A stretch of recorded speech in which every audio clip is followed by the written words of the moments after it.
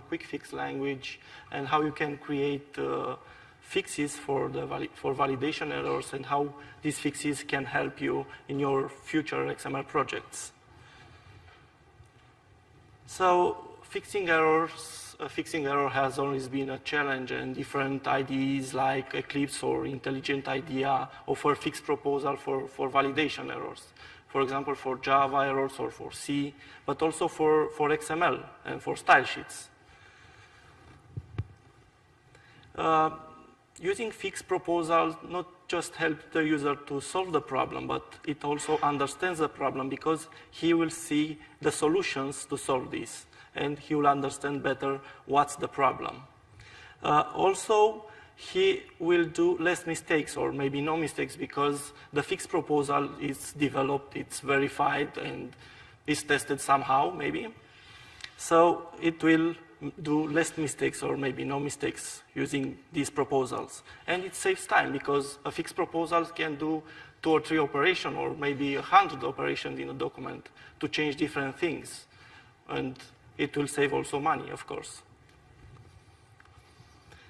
We can say that from the user point of view, an XML validation error is composed by 3 things. So first is the message that is presented to the user from the validation engine. Then you get the context, the location of the error, and then how to solve this error. And there are 2 types of errors in XML. We have these predefined errors that it's the validation against an XML, the validation of an XML against an XSD or LaxNG schema or a DTD. And these errors are defined in the validation engine. And here you can provide fixes manually by understanding the message and using the location. The engine can provide you some API, maybe something to offer you a fix, or maybe determine based on the validation message and error code that the engine provides you and the location and of the error, you can provide some fixes, some automatic fixes. Another type of errors are the custom errors, and here we have the validation of an XML against a Schematron schema.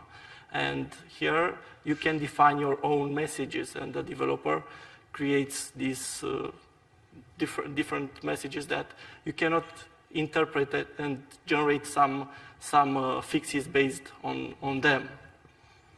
So it's almost impossible to generate a fix based on the validation message and the location. In some cases, maybe you can use the assert from Schematron, but in most of the cases, it's impossible.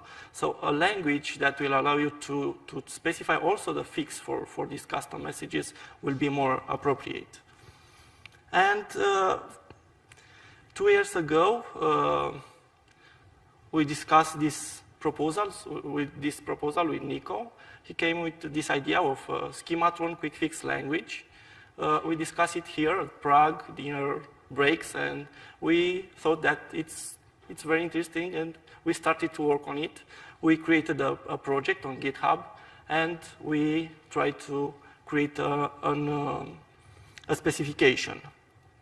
So last year, we published the first draft on the W3C working group, XML QuickFixes working group, and there were also some implementations. The Schematron QuickFix language, it's in fact very simple. It's associated with a Schematron assertor report using the SQFix attribute. And it uses a different namespace, so a processor that doesn't know to interpret these new elements in the Schematron will just ignore them. Don't have to worry about this. The structure of a fix, it's in fact very simple. It has an ID, a description that will be presented to the user, and some operations that will be performed by the fix. And there are 4 basic operations: add, delete, replace, and string replace. Now, the benefits of Schematron QuickFix. So you can create these custom fixes for the errors. And I will show you some examples. I will switch to Oxygen. And I have here an example that I took from the TI list. So it's a TI document. It has an error here that it complains about the fact that a value should be entered for this attribute. And it requires that the value should be an ISO date. So the fix will insert the current date or the current date and time in ISO format. For the user, it's not so easy to know what is the format and can do a lot of mistakes. And if we look at the Schematron, we see that we have here a report, and this is the associated fix. And the fix is, in fact, very, very simple. It has a replace and just adds the current date and time, uses to add the value.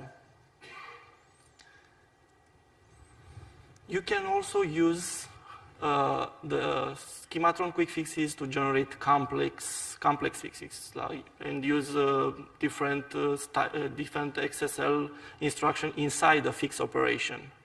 So any XSL element that can be inserted in a template can be inserted also in an operation. And I will show you an example. I have here a document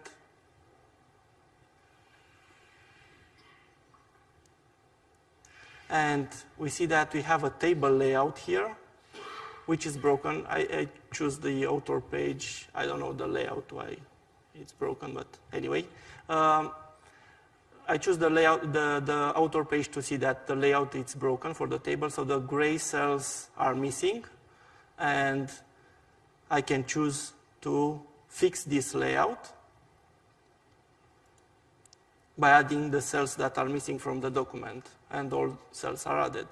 And if we are looking at the fix, we see that we have here an assertion that checks the number of cells for each row, and the fix that will add the cells has an add operation in which we use the for each instruction. But you can develop also more complex fixes using style sheets and Schematron support. You can also create refactoring actions, for example. You can check that the elements from a document are, I don't know, in different namespaces or have a specified name, and you can create a refactoring action that will change the entire document and change the element names or add attributes or remove attributes or add different IDs. And I can show you an example here that I created. It's a data doc book. It's a data document. It has some section, and it requires that each section should have an ID. So you can generate an ID for the current section, but you can generate IDs for entire document based on the title of the section. And we see that each section now has an ID. And I can show you also the Schematron file. We can see that it checks here that each section has an ID, and this is the fix, add IDs, and the operation just matches each ID from the document that doesn't have, each section from the document that doesn't have an ID, and generates one based on the title of the section. You can fix also problem in different documents. If you use, for example, X-include or external entities, you can access the nodes from those documents and fix the problem there. Or you can use document function to access different nodes and fix the problems in those documents. So it can be related with the current document, or you can have some, I don't know, conref in data that you can fix using the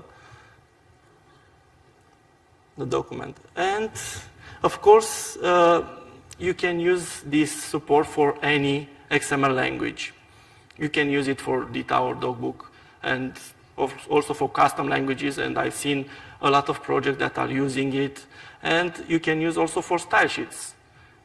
If you add some rules that will check that the documentation is correct in your style sheet, or check that you have types for the function and variables. And I will show you a simple example. I have here an XSL, and I have here a function, for example, and it requires that it should have a documentation element before it. This one has one, and the current one doesn't have, and I can generate the documentation, and it generates also the parameters defined in the function. So you can easily document them as in Java if you work with it. So now Nico will tell you more about the Schematron language and what we got so far. Okay, hello. Yeah, I want to show you some code. I hope you enjoy this, but I think it's a bit loud. It's okay? Well, just to give you, we tried to keep it really small, this language. We don't want to extend it with very much elements, and it should be possible to use this language to implement simple quick fixes only with the Schematron QuickFix extension. But if you need more complex things, you saw like this table mod example of Octavian, you will need XSLT. But you should be able to learn Schematron QuickFix without of the knowledge of XSLT. And that's our concept. We try to integrate well-known standards in the XML community. So if you know XSLT, you can learn Schematron QuickFix really, really fast. Maybe in this presentation. Octavian told us that it's have a namespace, just to keep in mind and to look. You don't have to remember this. We use the SQF prefix for all the Schematron QuickFix syntax. So I tried to structure the language in some categories. So we have this example of Octavian. There is, for instance, the ID. It's something like references, how to integrate the quick fixes into Schematron. We have some user interface elements like the title or the description. So the user has to know what will happens if I use the quick fix. And the most interesting thing, the activity element. So I can define really what should the quick fix do in a technical way. So, and there are some interesting stuff like the like a user entry or something to do more functionality to the quick fixes. Some generic features. I wasn't sure how to present the language in the best way, and I decided to show some examples and explain how the examples are working in the code. Octavian showed us a little bit, but in a bit deeper way I tried. I have prepared 5 examples, and before the presentation I was asked to show new stuff, and I hope I can do it. I hope the time allows us this. If I have to skip one example or another, then you will find it on our GitHub project for this presentation, and you will also find some additional examples on my homepage and a tutorial to learn Schematron QuickFix, and I think Adeline posted it on the Twitter wall. I hope so. And yeah, if not, she will do it. Yeah, let's start with the first example. It's a simple replace example. You have this simple Schematron check that checks if the B element inside of a B element. And yeah, that shouldn't be allowed. So I want two quick fix for this. The first one should replace the B element by an I element to have an italic markup, or to unwrap, so the markup will be deleted, but the content should be kept. So I need two SQFX elements inside of the Schematron rule element, and yeah, this namespace, and to the reference you already saw, it is this SQFX attribute. You can add it to the report element and to the asset element. So you can associate in this way the quick fixes by the ID of the quick fix, and if you have more quick fixes, you separate them by white space. That's the easiest way. There are some different ways you can read this also on my page or in the standard, but yeah, that's the easiest way. Yeah, you need a description so the user knows what happens. And the first one is simple. You have just a static content, so change it to italic. But the second one, you can see you can also use Schematron elements. So you can also have a dynamic description. So in this case, there would be the result unwrap B element, just as an example. Well, and then there's the interesting stuff. The activity element. You have 4 kinds of activity elements. Yeah, there's we need the replace element because we want to replace the B element, but we can also add, we can also delete, and we can have this special activity element string replace, where we can analyze strings. It's an analyze string adaptation, so you can analyze string nodes by regex and replace the substrings of your string node. Yeah, all the activity elements needs an anchor node or more anchor nodes, and they will be matched by the match attribute or selected by the match attribute. And by default, it's the context of the error, and you can use all XPath in this match attribute. So you can also use the duck function or the document function to go in another document, or an absolute path, or everything what the implementation supports. These anchor nodes are the subject of the activity element. So in this case, for the replace, the anchor node will be replaced. In the delete, it will be deleted. In the add, for the add, okay. For the add function, you can insert nodes relative to the anchor nodes. So we replace now the B element, and now we need new content, and there are 3 methods to create new content. And you see 2 methods of this.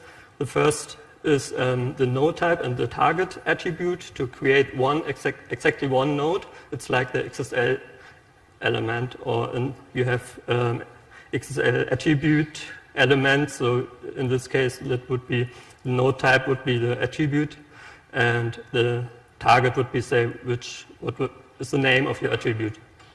And the second method is the select attribute. You can select nodes. In this example, it would be the content of your I element. in this case, it's only the select attribute selects nodes, but without in type and no type and target attribute, so it just replaces the context node by the content of your B element. So that was the first example. The second example, I think, yeah, we have to run through it. It's the user entry. You can define user entries, so the QuickFix will ask you what should be, for instance, in this case, the new title content. So if you use this QuickFix, the implementation should ask you, and you can type the new title content. The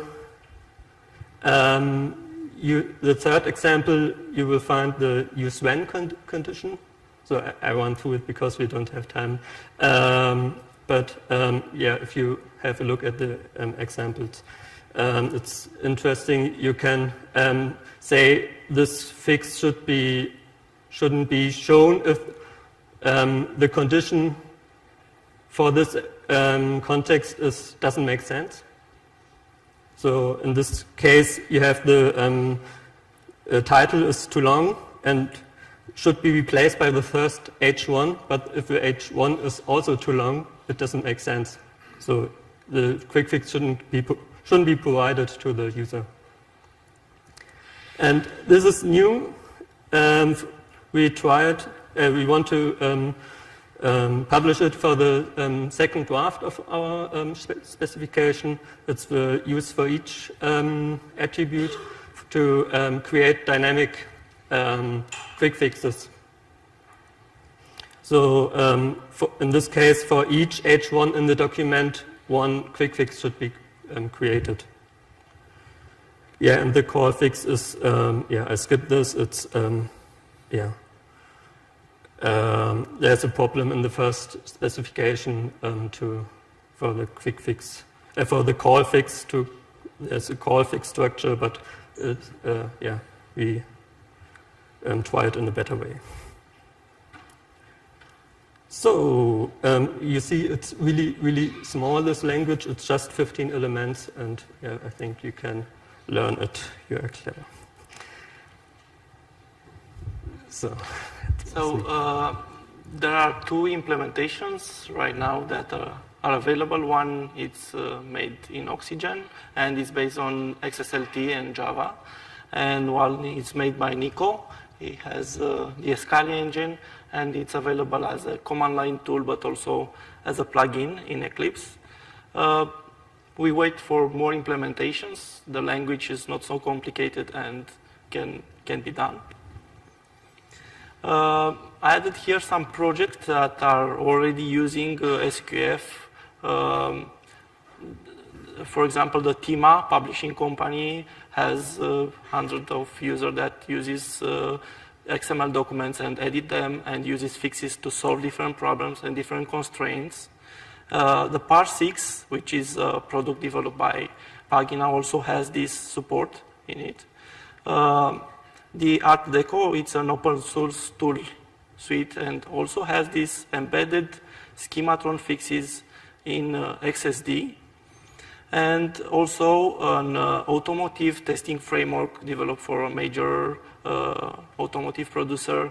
Also, hundreds of people use this framework and develops and fix problems that they find in documents using these fixes. There is also the dynamic information model that has its own implementation of an intelligent style guide.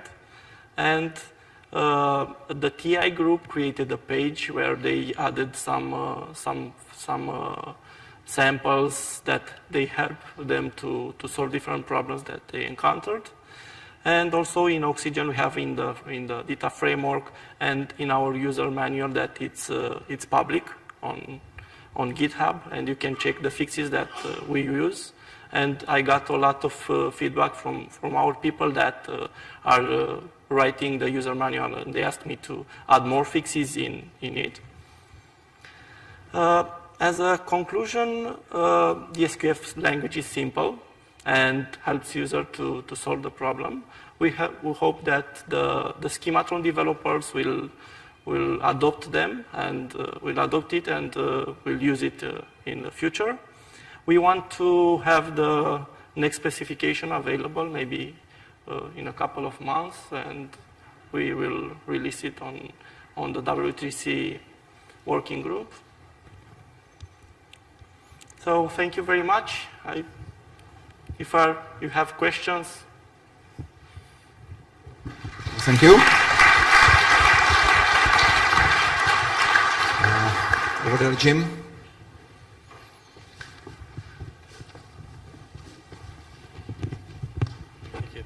Thank you for that. It's almost like that should be part of Schematron. It's really interesting. Two questions. One is there a dry run or some sort of delta to know if you're screwing up the document you're fixing? And the second question is, this could be used for just token substitution as well, I think. There is no dry run, but it's an idea, yes, to preview the modification somehow, yeah. And this depends on the implementation, I think. And I didn't get the second question, sorry. Token substitution.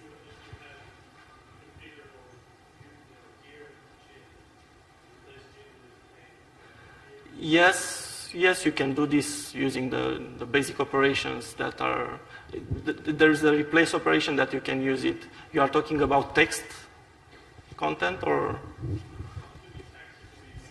Yeah. Yeah, the strings replace operation. One example of this is, for instance, encoding, detecting URLs in text and wrapping them into link element, for instance, right? And we even have examples of such quick fixes. So it's a nice use case for SQF also. So you can write markdown parser to turn text file into the XML document using QuickFixes. Hello, Heino Schmoll from Pagina. That's exactly what I tried to make string manipulations, wrapping text around text, and there are two difficulties. The first difficulty is in a longer passage of text, a paragraph without any inline form. It's difficult to spot the exact word which has to be wrapped. For the Schematron can just focus elements and not text, pieces of text. And the second problem was in the string replace operation. When I remember right, I'm losing the focus on the found string. When I use analyze string in XSLT, I have as the focus the found substring, but with string replace, I always have the whole sentence or paragraph in this form. Yeah. Perhaps we can do anything on that. Yeah, this is about the Oxygen implementation. I think Nico handles this case with. Yes, the problem is that in Schematron you don't have this support to highlight the text from a paragraph, and I don't know, maybe an extension or something that will be in Schematron proposed to be there, to have some offsets. Maybe it's an idea, yes. But yes. The problem is that you don't resolve the entities, for instance, because it's in Java implementation. And my idea was an analyze string subset, so there you can have this context, but this Java implementation hasn't it. So yeah, maybe you can do it. I'm not sure. Okay, and the last question. Robin LaFontaine, Delta XML. Just to follow up something Jim said, presumably you could run this in a fully automated mode, so it just went through and fixed everything. It would be quite interesting in that case to be able to put in comments where you've actually made a change or a fix. I guess you could probably do that with the standard language. Yes, yes, you can do it with the standard language, yes, of course. It's an idea. Okay, thank you again. Thank you. Thank you.